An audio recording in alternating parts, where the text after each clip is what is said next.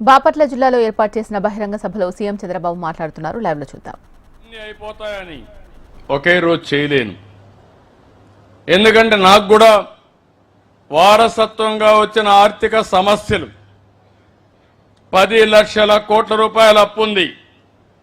మీకు కూడా 1 లక్ష రూపాయలు 2 లక్షల రూపాయలు అప్పు ఉంటే అప్పుకు వడ్డీ కట్టాలనా లేదా, తిరిగి అప్పు చెల్లించాలనా లేదా, మళ్ళీ సంపాదిస్తే దానికంటే ఎక్కువ మనకు మిగులుతుంది, లేకపోతే గిట్టుబాటు కాదు. నేను కూడా ఆ అవస్థలోనే ఉన్నాను. కానీ ఒకటే చెప్తున్నా, నాకు సంకల్పం ఉంది, కష్టపడే మనస్తత్వం ఉంది, రేపేం చేయాలనో ఈరోజు చేసే ఆలోచన ఉంది. అందుకే మీ అందరికి హామీ ఇచ్చాను, సమిక్షేమం చేస్తాను, అభివృద్ధి సుజావుగా ముందుకు తీసుకెళ్తాను, మళ్ళీ సంపద సృష్టించి ఆదాయం పెంచిన ఆదాయం నిరంతరం ఈ పేదవాళ్ళకే ఖర్చు పెడతానని చాలా స్పష్టంగా చెప్పాను.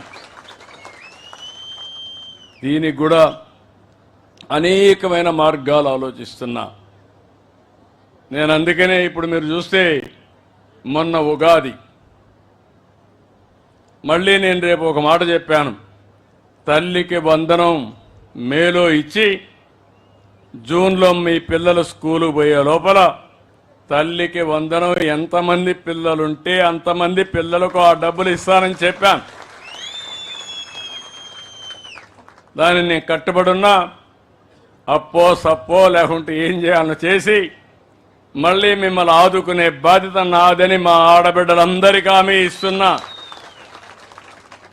మొన్నే మీరు చూశారు, వంట గ్యాస్ సిలిండర్లు నేనే ఇచ్చాను ఆ రోజు డాక్రా సంఘాలకి. మొన్ననే మళ్ళీ మీరు ఆ వంట గ్యాస్ సిలిండర్లు కూడా ఆటకెక్కిస్తే ధరలు పెరిగిపోయినాయని 3 సిలిండర్లు ఇస్తారని హామీ ఇచ్చాను. దీపం 2 కింద అప్పుడే 1 సిలిండర్ ఇచ్చా. ఇప్పటి నుంచి 4 నెలలకు ఒకసారి మీకు సిలిండర్లు ఇచ్చే బాధ్యత నాదని మీ అందరికీ హామీ ఇస్తున్నా. ఇంకొక పక్కన రైతులకు అన్నదాత 20,000 రూపాయలు ఇస్తా అన్నాం. కేంద్రం 6,000 రూపాయలు ఇస్తా ఉంది. మిగిలిన 14,000 రూపాయలు 3 ఇన్స్టాల్మెంట్లో రైతులకు ఇచ్చే బాధ్యత మేము తీసుకుంటాం. రైతులకు గిట్టుబాటు ధర ఇస్తాం, మార్కెట్ ఇంటర్వెన్షన్లో ఉంటాం. ఏ రైతు ఇబ్బంది పడకుండా ఏవైతే ఈరోజు సంస్కరణలు వస్తున్నాయో, టెక్నాలజీ పెరిగింది, అవన్నీ ఉపయోగించి మిమ్మల్ని ఆదుకుంటామని చెప్పి కూడా నేను మీకు తెలియజేస్తున్నా.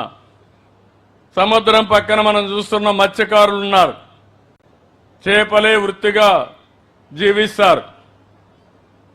మేలో జూన్లో మళ్ళా చేపల పెరగాలనే ఉద్దేశంతో వేటను నిషేధించారు. అందుకే వాళ్ళందరికీ ఇంటింటికి 20,000 రూపాయలు ఇస్తారని చెప్పాం. ఏప్రిల్లో ఇస్తామని చెప్పి కూడా నేను మీకు తెలియజేస్తున్నా. ఇలాంటి కార్యక్రమాలతో మనం ముందుకు పోతున్నాం.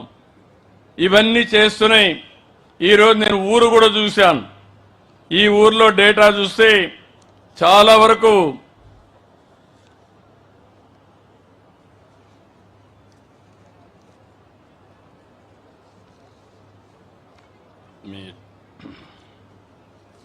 ఊర్లో కొన్ని విషయాలు నేను చూశాను, అన్ని స్టడీ చేశాను.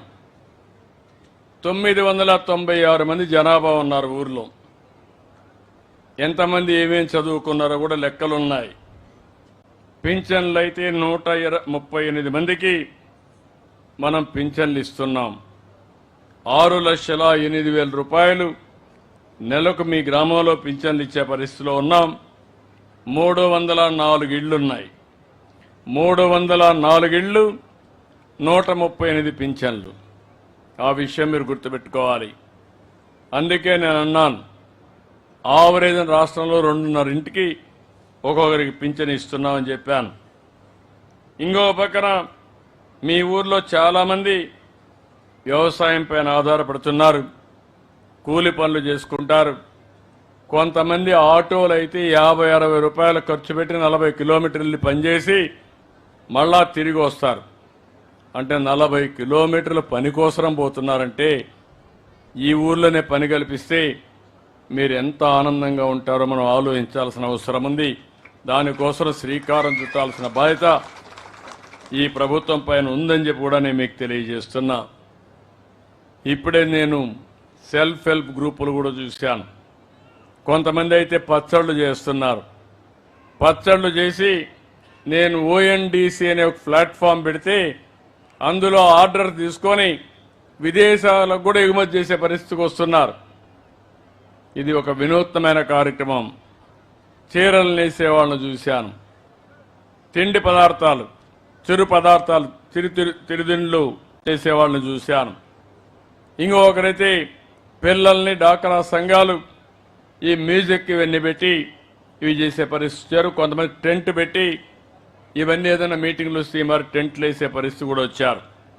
అంటే మనం అందరం ఒకటి గుర్తుపెట్టుకోవాల్సిన అవసరం ఉంది. ఈ ప్రభుత్వం ఆలోచించేది ప్రతి ఒక్కరికి పని కల్పించాలని.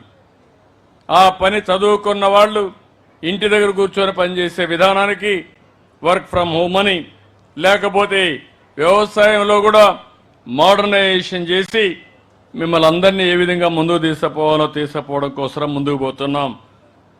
నేను ఒక ప్రోగ్రాం ఇచ్చాను, జీరో పావర్టీ అని. అంటే పేదరికం లేని సమాజం. ఈరోజు కొంతమంది బాగా డబ్బులు సంపాదించుకుంటారు.